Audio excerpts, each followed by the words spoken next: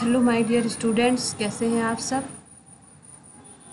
हमारा ये income tax subject जो कि बीकॉम सेकेंड ईयर के सिलेबस में है, इंक्लूडेड है। और chapter 2 residence and tax liability ये हमारा कंटिन्यू चल रहा है हमारे चैनल पे, जिसका कि आज हम लोग थर्ड पार्ट जो है करने जा रहे हैं। और इससे पहले हमने 2 पार्ट इसके अपलोड किए हुए हैं और उस पर हमने डिस्कशन किया है। ठीक है, अब हम लोग अपना ये नेक्स्ट इसके आगे का जो है इस टॉपिक इससे रिलेटेड डिस्कस करने जा रहे हैं। ठीक है, और आपको इस टॉपिक से रिलेटेड जो भी कन्फ्यूजन्स हो वो आप मुझसे कमेंट के थ्रू पूछ सकते हैं। तो चलिए हम अपना ये टॉपिक स्टार्ट करते हैं। जैसा कि हमने आपको पिछली क्लासेस में बताया था कि जो हमारे रेसिडेंट जो हमारे जो इंडिविजुअल होता है उसकी जो है residential according to residential status 3 type की होता है। ठीक है, सबसे पहले तो 2 टाइप के होते हैं। क्या क्या बताया था हमने? Resident and non resident. Okay, resident and non resident. ठीक है, फिर रेसिडेंट के 2 पार्ट होते हैं, नॉन रेसिडेंट। फिर रेसिडेंट के 2 पार्ट्स होते हैं। क्या बताया था? ROR।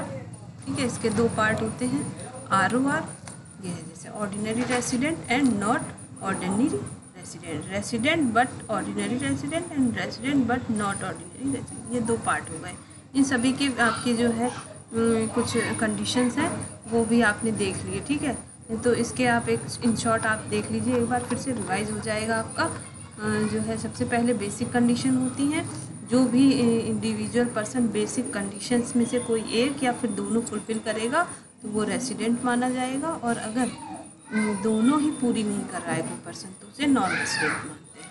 ठीक है, मतलब अगर कोई पर्सन एक कंडीशन पूरी कर रहा है तो भी रेसिडेंट, और इन दोनों को ही पूरा कर रहा है तो भी रेसिडेंट। ठीक है, मतलब कि अगर इन दोनों में से कोई एनी वन, ठीक है, बेसिक कंडीशंस में कोई भी एक एनी वन कंडीशंस फुलफिल कर रहा है, सेटिस्फाई कर रहा है तो रेसिडेंट होगा, और दोनों ही अगर फुलफिल नहीं कर रहा है तो non resident.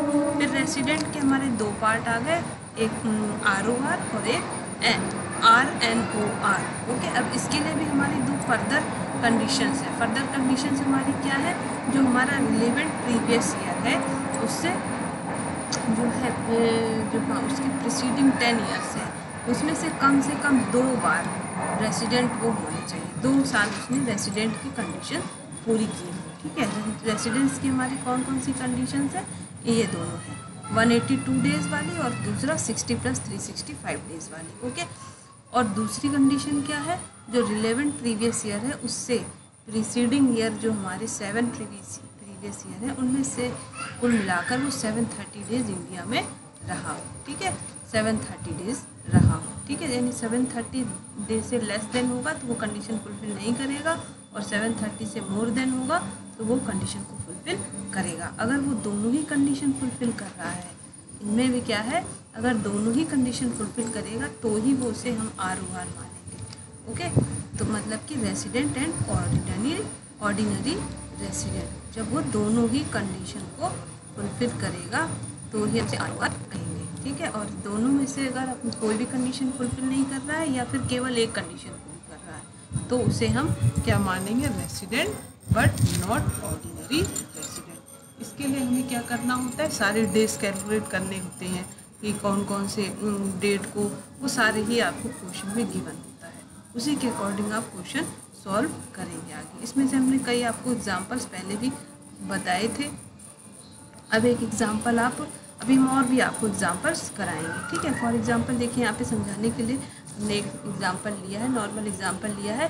Suppose mister Nair who is in the financial year 2017-18 stay in India for a period of 192 days. ठीक है, कह रहा है मिस्टर नायर है जो कि फाइनेंशियल ईयर 17-18 में इंडिया में रुके। ठीक है, कितने टाइम के लिए? 192 डेज़ के लिए। ठीक है, तो वो क्या कर रहे हैं? फुलफ़िल कर रहे हैं एक हमारी कंडीशन, रेसिडेंट की एक जो हमारी कंडीशन है उसको फुलफ़िल कर रहा है। ठीक है, ओके, तो जब यानी ये हमारे रेसिडेंट तो हो ही गए। ठीक है, हमें रेसिडेंट होने के लिए कोई दोनों में से एक कंडीशन पूरी करनी है, 182 वाली पहली और दूसरी क्या है 60 + 365 डेज वाली। तो यहाँ पहली कंडीशन फुलफिल हो रही है, तो ये रेसिडेंट हो गए। ठीक है, but he did not stay, फिर साथ में ये कहा जा रहा है but he did not stay in India for more than 730 days during the period of 1 April 2010 to 31 March 2011। तो ये जो आपके रिलेवेंट प्रीवियस ईयर है, इसके ठीक 7 साल पहले के 7 सालों में इन्होंने क्या है 730 डेज से ज़्यादा नहीं रुके हैं। ठीक है, तो ये क्या है, इन्होंने एक कंडीशन फुलफिल नहीं की है और हमें क्या करना है, दोनों ही कंडीशन फुलफिल होनी चाहिए। आरओआर होने के लिए हमारी दो जो कंडीशन है एडिशनल कंडीशन, वो दोनों फुलफिल होनी चाहिए। तो यहाँ इस जो स्टेटमेंट के अकॉर्डिंग क्या है, ये जो है एक कंडीशन तो फुलफिल कर ही नहीं रहे, तो अब दूसरी कंडीशन को हम चेक ही नहीं करेंगे कि फुलफिल कर रहे हैं या नहीं कर रहे हैं। ठीक है, तो इसके अकॉर्डिंग हमने क्या देखा कि मिस्टर नायर क्या है, रेसिडेंट तो हैं बट नॉट ऑर्डिनरी रेसिडेंट है। ठीक है, तो मतलब आपको सबसे पहले क्या देखना, जो हमारी बेसिक कंडीशंस हैं उनमें से हमारी कौन सी नंबर 1 जैसे है 182 डेज वाली फुलफिल हो रही है, तो हम आगे नहीं बढ़ेंगे, यानी रेसिडेंट हो गए। अब हमें क्या करना है, आरओआर या आरएनओआर चेक करने के लिए हमें एडिशनल कंडीशंस को चेक करनी है। उनमें हमें देखना है कि मोर देन 730 डेज या फिर और टू फाइनेंशियल में हमने जो उस पर्सन ने इंडिविजुअल में ने रेसिडेंट की कंडीशन पूरी की है, तो उसे हम क्या मान लेंगे, अगर उसने दोनों ही कंडीशन फुलफिल की है तो आरओआर, और दोनों में से कोई एक कंडीशन पूरी की है तो RNOR. Okay, resident but not ordinary resident. ठीक है, ये हो गई आपकी। अभी हम आगे और क्वेश्चन देखेंगे तो और भी आपका क्लियर हो जाएगा। अब हमारा आ रहा है नॉन रेसिडेंट। नॉन रेसिडेंट्स के लिए तो हमने पहले ही बताया था आपको, अगर बेसिक कंडीशन में से कोई भी कंडीशन फुलफिल नहीं हो रही है, सेटिस्फाई नहीं हो रही है, तो वो क्या हो जाएगा, नॉन रेसिडेंट। ओके, तो an individual will be qualified for non resident if he she satisfies the following condition which are as follow. ठीक है, फर्स्ट क्या है, in a financial year if the individual stay in India for less than 181 days. ठीक है, अगर वो 181 days से कम day रह रहा है इंडिया में, ठीक है, फाइनेंशियल ईयर में, तो वो क्या हो जाएगा आपका नॉन रेसिडेंट। यानी क्या है इसकी जो आपकी मैंडेटरी कंडीशन क्या है 182। ठीक है, 182 डेज और मोर देन।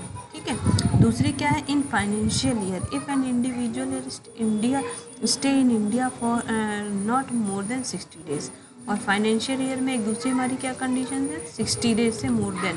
ठीक है, मतलब कि ना तो वो 181 डेज से मोर देन रुक रहा है और ना ही 60 डेज में की कंडीशन फुलफिल कर रहा है, तो भी वो क्या हो जाएगा नॉन रेसिडेंट। ठीक है, और साथ में क्या है, जो हमने ये 60 डेज के साथ साथ क्या थी हमारी 365 डेज की कंडीशन थी, तो 365 डेज़ की कंडीशन को भी वो फुलफिल नहीं कर रहा है। ये 365 डेज़ की कंडीशन हमारी कब के लिए थी, रिलेवेंट जो हमारा प्रीवियस ईयर है उससे प्रिसीडिंग जो के प्रिसीडिंग प्रीवियस 4 प्रीवियस ईयर होंगे, उनको मिला के जो है वो जो पर्सन है इंडिया में नहीं रुक रहा है 365 डेज से कम डेज रुक रहा है, तो वो नॉन रेसिडेंट हो जाएगा। सीधी सी बात है, बस हमें ये चेक करना है कि जो हमारी बेसिक कंडीशंस हैं अगर उनमें से एक भी कंडीशन पूरी नहीं हो रही है तो पर्सन क्या हो जाएगा, नॉन रेसिडेंट पर्सन हो जाएगा। ठीक है, तो जो ये रूल्स अभी हमने पढ़े ये इंडिविजुअल के लिए थे। ठीक है, रेसिडेंट नॉट और resident ordinary resident and resident but not ordinary resident और नॉन रेसिडेंट के लिए। ठीक है, अभी हम आगे और भी जो आपकी एंटिटीज़ होती हैं, ठीक है, HUF हैं, कंपनीज़ हैं, ठीक है, जो आपके फर्म्स हैं, उनके लिए भी आपकी रेसिडेंशियल स्टेटस को कैसे फिक्स करते हैं उसे हम अभी बताएंगे आपको। ठीक है, सबसे ज़्यादा ज़रूरी आपका इंडिविजुअल की जो है रेसिडेंशियल स्टेटस निकालना थोड़ा सा कॉम्प्रीहेंसिव है, और बाकी की जो आपकी आगे जो है कंपनी फर्म, इनके लिए इनकी रेसिडेंशियल स्टेटस डिटरमाइन करने में इतना टाइम नहीं लगेगा आपको। ठीक है, तो आप ये अच्छे से बस आपको ये कंडीशन देखना है, याद करना है और उसे जो है अप्लाई करना है। ठीक है, अब देखिए, residential status is a term coined under income tax act and has nothing to do with nationality और डोमिसाइल ऑफ ए पर्सन। ठीक है, तो रेसिडेंशियल स्टेटस का जो रिलेशन किससे है, नेशनलिटी से नहीं है। ऐसा कोई ज़रूरी नहीं है कोई पर्सन हमारे देश का नागरिक है, सिटीज़न है, तो वो जो है रेसिडेंट हो, या ऐसा भी ज़रूरी नहीं है कि जो हमारे जो हैं फॉरेनर्स हैं वो रेसिडेंट ना हो। तो कभी कभी फॉरेनर्स भी रेसिडेंट की जो है स्टेटस भी रेसिडेंट निकल के आती है, और कभी कभी हमारे देश के सिटीज़न हैं उनकी भी जो स्टेटस है नॉन रेसिडेंट निकल के आ सकती है। और ये किसके अकॉर्डिंग होगा, हमारी कंडीशंस, बेसिक कंडीशंस और फर्दर कंडीशंस को हम लेके उसी के अकॉर्डिंग। तो ऐसा नहीं कि उसकी सिटीजनशिप ख़त्म हो गई, उसको बस ये माना जाएगा उसकी रेसिडेंट, अगर वो नॉन रेसिडेंशियल उसकी स्टेटस आ रही है अकॉर्डिंग टू कंडीशंस, तो ये नहीं कि उसकी नेशनलिटी ख़त्म हो गई। ठीक है, वो टैक्स के दायरे से बाहर हो जाएगा, उसे टैक्स नहीं पे करना पड़ेगा, या टैक्स के कुछ जो है आपके क्राइटेरिया, हम जब अभी आपको आगे बताएंगे टैक्स लायबिलिटी कैसे डिटरमाइन होगी इनकी, तो हम आपको बताएंगे तो कैसे हमें जो है उसके टैक्स का डिटरमाइनेशन किस रेसिडेंट के लिए क्या हो जाएगा, नॉन रेसिडेंट के लिए क्या हो जाएगा, ROR के लिए क्या होगा, RNOR के लिए क्या होगा। ठीक है, ओके। तो an Indian who is citizen of India can be non resident, मतलब जो इंडिया का सिटीजन है वो नॉन रेसिडेंट भी हो सकता है, किस पर्पस से, for the purpose of income tax. ठीक है, where as an American who is a citizen of America can be resident of India for income tax purpose. तो और ऐसा भी हो सकता है जो हमारा अमेरिका का सिटीजन है वो अमेरिका का तो है पर रेसिडेंट हो सकता है इंडिया में for the purpose of income tax. Okay, तो residential status of a person depends upon the territorial connection of the person with this country for how many days he has physically stay in India. तो जो residential status है किसी भी person की, वो उसकी physically जो प्रेजेंस को शो करता है, कितने दिन वो भारत में रुका है। ओके, इससे उसकी नेशनलिटी ख़त्म नहीं होगी, वो जहाँ का सिटीज़न है वो वहीं का सिटीज़न माना जाएगा, पर उसकी रेसिडेंशियल स्टेटस चेंज हो जाएगी for the purpose of income tax. Okay, चलिए आगे देखते हैं।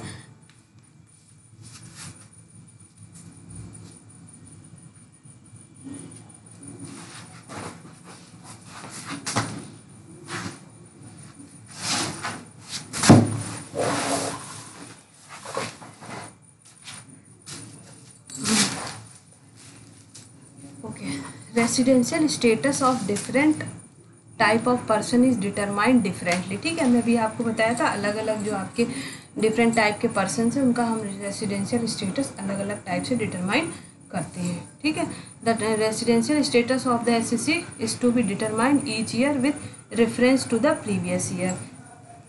तो किसी भी पर्सन या किसी भी आप फर्म या कंपनी का जब आप डिटरमाइन करेंगे रेसिडेंशियल स्टेटस, वो किसके अकॉर्डिंग, प्रीवियस ईयर को ध्यान में रखते हुए। ठीक है, प्रीवियस ईयर कौन सा ईयर होता है, जो हमारा असेसमेंट ईयर होता है उसके ठीक पहले का ईयर होता है। ठीक है, तो प्रीवियस ईयर की जो इनकम पे टैक्स लगता है और वो टैक्स किस ईयर हमें पे करना होता है, असेसमेंट ईयर में। Okay, the residential status of the SSC में change for year two year. तो रेसिडेंशियल स्टेटस जो है हर पर्सन की अलग अलग ईयर में चेंज होती रहती है, इसलिए हमें ये रेसिडेंशियल स्टेटस को क्या होता है, हर साल आपको डिटरमाइन करना होता है। ठीक है, what is essential is the status during the previous year and not in the assessment year. ठीक है, तो यहाँ पे हमें ज़रूरी है कि प्रीवियस ईयर की जो उसकी प्रेजेंस के अकॉर्डिंग, फिजिकल स्टे के अकॉर्डिंग उसका हम डिटरमाइन करते हैं रेसिडेंशियल स्टेटस। ओके, क्लियर है। अब देखिए कुछ इंपॉर्टेंट पॉइंट्स, ये हम आपको कई बार बता चुके हैं कि रेसिडेंशियल स्टेटस हम कब कैलकुलेट करेंगे, प्रीवियस ईयर के अकॉर्डिंग। ठीक है, residential status is to determine for each previous year, यानी हर प्रीवियस ईयर में निकालेंगे हम इसे, क्योंकि क्या है हर ईयर में क्या होती है, रेसिडेंशियल स्टेटस SSC की चेंज होती रहती है। ठीक है, residential status for assessment year is not important. तो रेसिडेंशियल स्टेटस कैलकुलेट करने के लिए हमें असेसमेंट ईयर को ध्यान में नहीं रखना है। अगर हमें 2019-20 की इनकम पर 2019-20 में हम टैक्स पे कर रहे हैं, तो ये कौन सी इनकम पे हम टैक्स पे कर रहे हैं, 2018-19 की। तो हमें 2018-19 ईयर में कि जो है में हम कितने दिन भारत में रुके, उसके अकॉर्डिंग हमें रेसिडेंशियल स्टेटस एसएससी की क्या करनी होती है, डिटरमाइन करनी होती है। ठीक है, और ये ड्यूटी किसकी बनती है, एसएससी की बनती है कि वो कितने दिन रुका है इंडिया में, कितने प्रेजेंस है, उसके लिए वो अपने सारे एविडेंस जो है रखे material before the income tax, क्योंकि इनकम टैक्स अथॉरिटी क्या करती है, उससे वो मांगती है जो आपके एविडेंस होना चाहिए उसके पास, एसएससी के पास, कि जो है वो कितने दिन इंडिया में रुका है। ठीक है, नेक्स्ट है हमारा dual resident status is possible. तो जो हमारा आपका जो एसएससी है उसके दो रेसिडेंशियल स्टेटस भी हो सकते हैं। ठीक है, कोई ज़रूरी नहीं है कि वो एक ही देश का हो। रेसिडेंशियल स्टेटस का रिलेशन हमारे जो है सिटीजनशिप से नहीं है। कोई पर्सन मान लीजिए एक प्रीवियस ईयर में आपका इंडिया का भी में भी उसकी स्टेटस रेसिडेंशियल आ सकती है, और अमेरिका में भी, जहाँ भी वो बिजनेस कर रहा हो। ठीक है, तो एक पर्सन में be resident of one or more country. ठीक है, बस क्या है, उसे अपनी क्या फुलफिल करनी है, अपनी जो है कंडीशंस फुलफिल करनी है। 182 डेज का, फिर या 60 + 365 डेज, इन दोनों में से अगर एक भी कोई कंडीशन फुलफिल कर रहा है तो वो रेसिडेंट हो जाएगा। ठीक है, तो एक पर्सन क्या हो सकता है, may be resident of one or more countries in the relevant previous year. ठीक है, फॉर एग्जाम्पल क्या है, mister X may be resident in India during previous year 2018-19 and he may also be non-resident in England in the same previous year। तो उसी previous year में, same previous year में कोई भी पर्सन इंडिया में भी रेसिडेंट हो सकता है और अमेरिका में भी रेसिडेंट हो सकता है।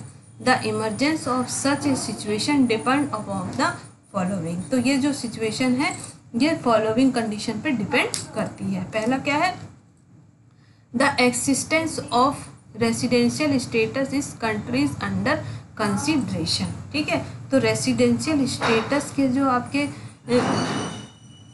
कंट्री के में क्या क्या रेसिडेंशियल स्टेटस के कौन से जो है कंसिडरेशन है, किस रूल के अकॉर्डिंग हम उनको जो है डिटरमाइन करते हैं, ये उस पर डिपेंड करता है। ठीक है, दूसरा क्या, the different set of rules having laid down for determination of residential status. ठीक है, अलग अलग कंट्रीज़ के अलग अलग रूल होते हैं आपके रेसिडेंशियल स्टेटस डिटरमाइन करने के।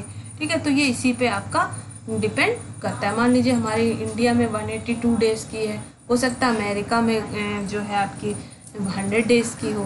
तो इस तरह से अलग अलग कंट्री की रेसिडेंशियल स्टेटस का के लिए अलग अलग रूल हैं, और वो उन पे डिपेंड करता है कि वो कैसे किस चीज़ को कितना कंसीडर कर रहे हैं। ठीक है, अब देखिए ये हमने आपको बता दिया, ये कुछ रूल्स जो इसके कुछ इम्पॉर्टेंट पॉइंट्स थे। अब जो हम डिटरमाइनेशन करते हैं आपके residential status of different persons, हमने आपको जब ये पर्सन्स की डेफिनेशन बताई थी सेक्शन 231 सब सेक्शन 31 में, तो हमने बताया था पर्सन्स में कौन कौन से लोग इंक्लूड होंगे। तो ये जो पर्सन्स में जितने भी लोग इंक्लूड होते हैं उन सभी का हमें रेसिडेंशियल स्टेटस डिटरमाइन करना होता है। ठीक है, उनमें से जो पहला हमने बताया इंडिविजुअल और HUF। तो इंडिविजुअल और HUF की रेसिडेंशियल स्टेटस डिटरमाइन करने का रूल सेम है। ठीक है, जो आपकी सेम रूल है इंडिविजुअल और HUF। ठीक है, तो इंडिविजुअल का हमने आपको बता दिया। अभी HUF के में आपको नहीं समझ में आ रहा होगा कि फैमिली पर कैसे ये हमारी जो कंडीशंस अप्लाई होंगी, ये भी अभी हम आपको बताएंगे। ठीक है, उसके बाद जो आपकी जितनी फर्म है, कंपनी है, ये सब क्या है, हमारी एंटिटी है, लोकल अथॉरिटी है, इन सब लोगों का जो है रेसिडेंशियल स्टेटस निकालने का एक जो है एक रूल है। ठीक है, यानी कि ये दोनों का के लिए एक जो रूल अभी हमने पढ़ा वो वाला होगा, और इसके बाद ये अभी जो इतनी फर्म्स हैं, कंपनी है, ये सब क्या है, हमारी आर्टिफिशियल पर्सन है। ठीक है, इनके लिए अलग रूल है। ठीक है, वो क्या है अभी हम आपको एक चार्ट के थ्रू बताएंगे। तो therefore it is essential to determine the residential status of above various types of person, and now we shall learn the calculate of residential status of each type of person। ठीक है, तो ये इन सभी लोगों का जो हमें रेसिडेंशियल स्टेटस क्या करना है, डिटरमाइन करना होता है, और इसके लिए एक अलग अलग रूल है जो कि हम एक चार्ट के थ्रू भी आपको बताएंगे। तो सबसे पहले तो आपको ये बता दें, जो हमारे इंडिविजुअल होते हैं और HUF होती हैं, इनकी जो है रेसिडेंशियल स्टेटस को हम 3 पार्ट में डिवाइड कर सकते हैं, ठीक है। क्या थे जो है ordinary resident, non ordinary resident और नॉन रेसिडेंट, ठीक है। तो हमारे केवल जो इंडिविजुअल पर्सन है और HUF है, इनकी ही जो हमारी जो है रेसिडेंशियल स्टेटस 3 टाइप की होती है। और ये 3 टाइप कैसे निकल के आए हैं ये हमने आपको पहले भी बताया है। फिर सबसे पहले हमारी रेसिडेंशियल स्टेटस के 2 टाइप होते हैं, बल्कि होते क्या होते हैं, एक रेसिडेंट हो गया और दूसरा नॉन रेसिडेंट, ठीक है। दूसरा क्या है नॉन, एक मिनट थोड़ी सी इसमें प्रॉब्लम आ रही है इसको नोट करने में, नॉन रेसिडेंट, ठीक है। एक रेसिडेंट दूसरा नॉन रेसिडेंट। और फिर रेसिडेंट के हमारे 2 पार्ट होते हैं, एक क्या होता है हमने बताया था आपको ROR, और दूसरा क्या होता है RNOR,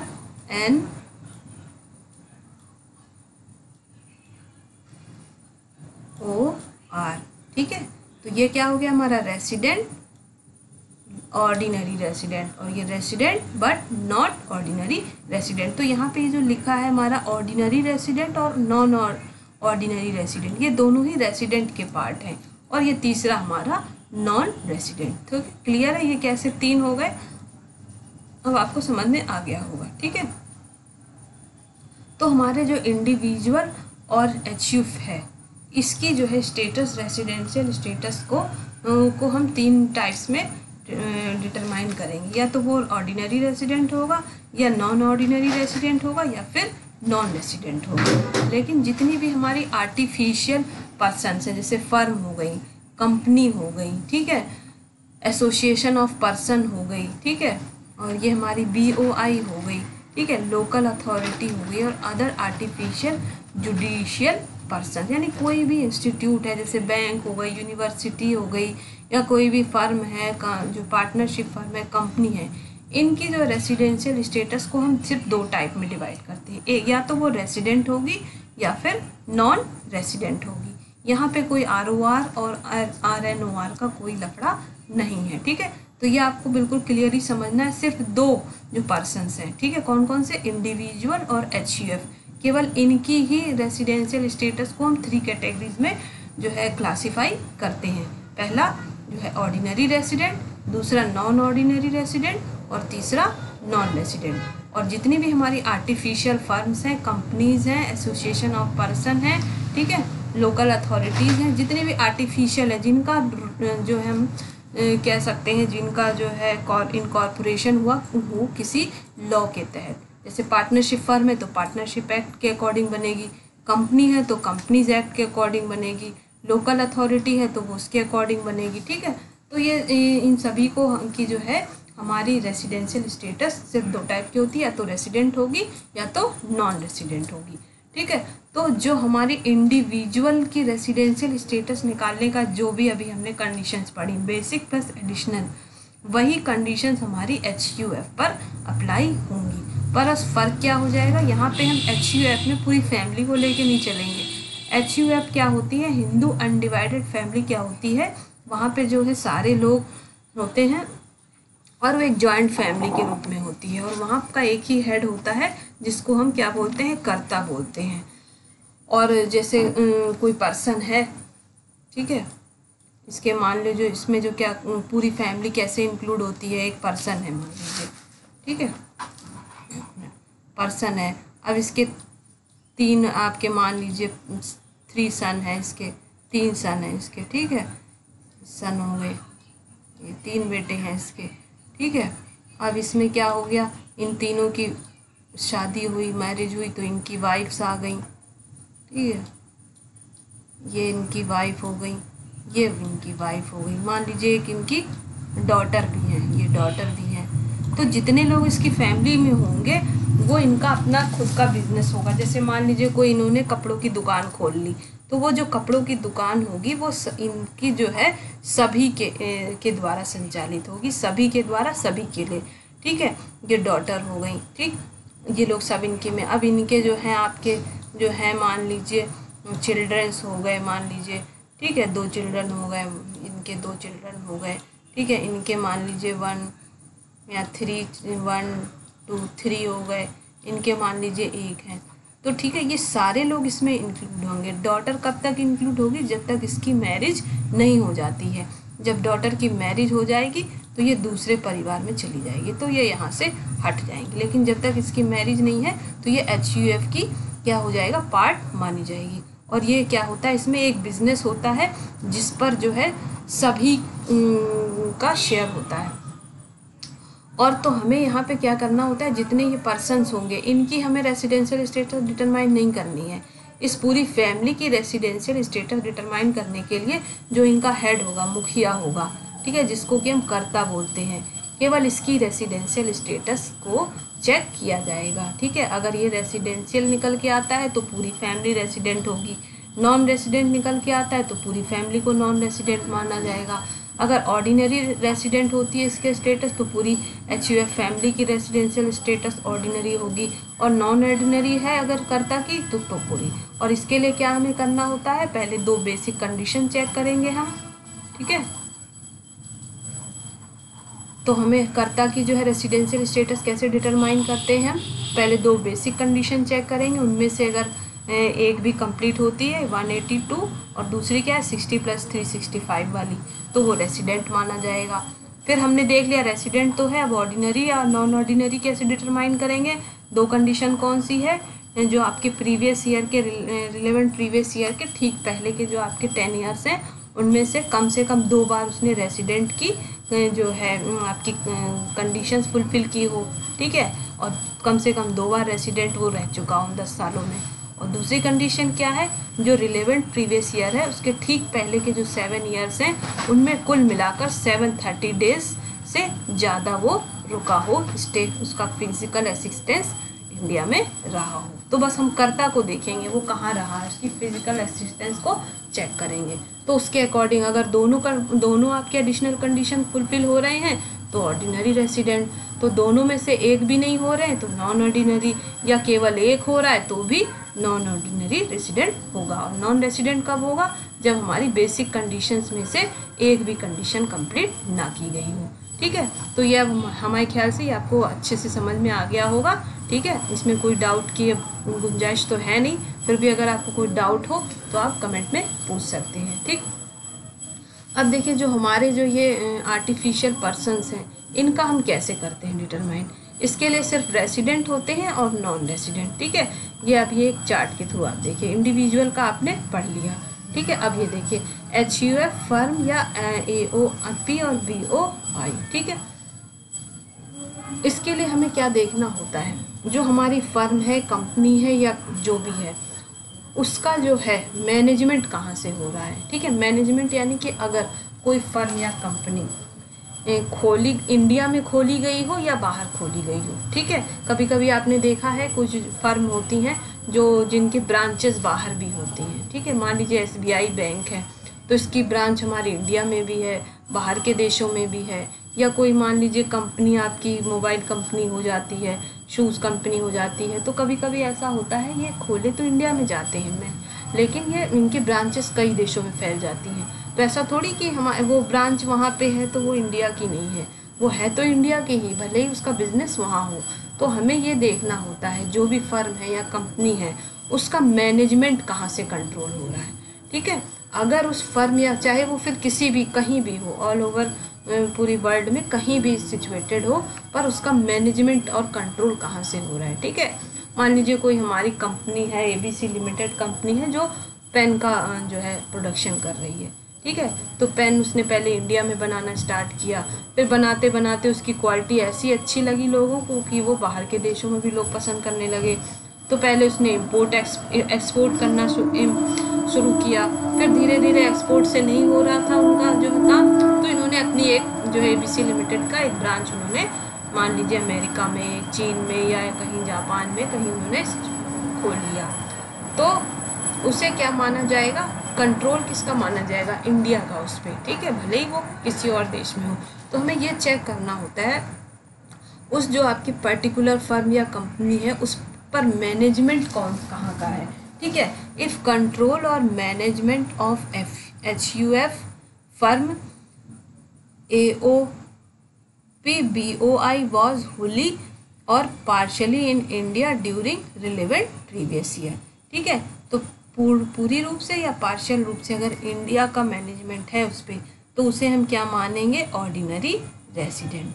ठीक है, ऑर्डिनरी रेसिडेंट। ठीक है, अब ये बताया हमने नॉन ऑर्डिनरी, हमने बताया था आपको this situation is allow only to HUF, है ना, and other can not claim. केवल HUF जो है आपकी क्या होगी, नॉन ऑर्डिनरी, बाकी पे ये अलाउ नहीं होता है, जैसे फर्म AOP और BOI पे ये अलाउ नहीं होता। ये क्या होगी, या तो रेसिडेंट या तो नॉन रेसिडेंट। ठीक है, अगर इन सभी का कंट्रोल हमारे इंडिया के बाहर हो, वॉज होली आउटसाइड इंडिया के बाहर हो ड्यूरिंग रिलेवेंट प्रीवियस ईयर, तो ये क्या हो जाएगा हमारा नॉन रेसिडेंट। ठीक है, यानी अगर मैनेजमेंट इंडिया में है, इंडिया का है, तो वो क्या हो जाएगी, ऑर्डिनरी रेसिडेंट, और इंडिया के बाहर है तो वो क्या हो जाएगी, हमारे नॉन रेसिडेंट। ठीक है, क्लियर है।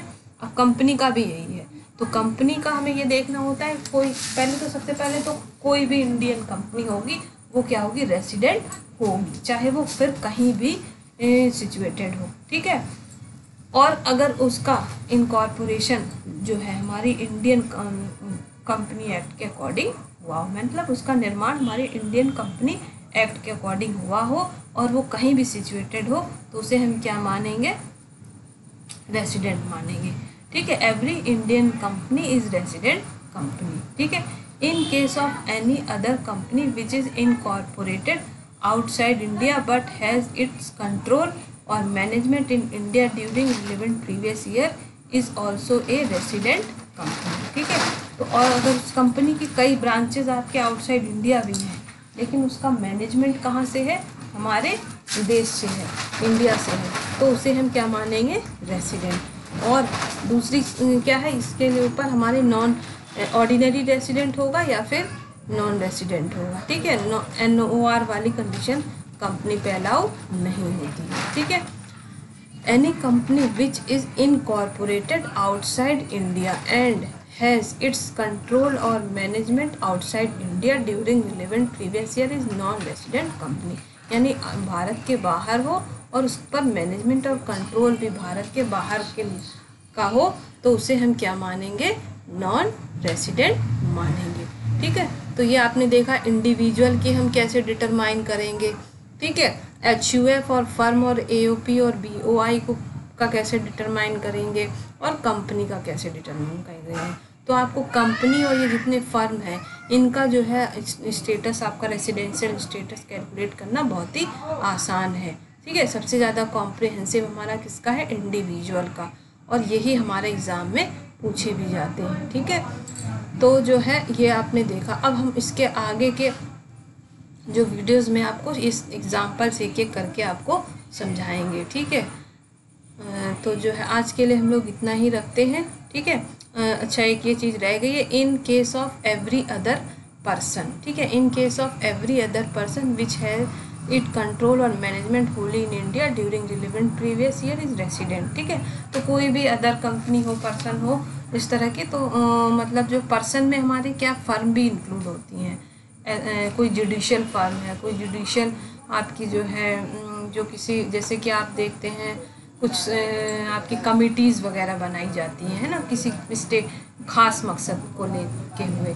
तो वो भी टैक्स के दायरे में आते हैं, तो उनकी भी हमें रेसिडेंशियल स्टेटस क्या करना होता है, कैलकुलेट करना होता है। ठीक है, तो जो ये उनका कैसे भी, उनके लिए भी यही है, जो अगर उसका मैनेजमेंट इंडिया से तो वो क्या हो जाएगा, रेसिडेंट, और आउटसाइड इंडिया हो और इंडिया से मैनेजमेंट भी ना हो, मैनेजमेंट भी और कंट्रोल भी जो क्या हो आउटसाइड इंडिया हो, तो वो क्या हो जाएगा, नॉन रेसिडेंट, और नॉट ऑर्डिनरी रेसिडेंट का इनके ऊपर कंडीशन अप्लाई नहीं होती है।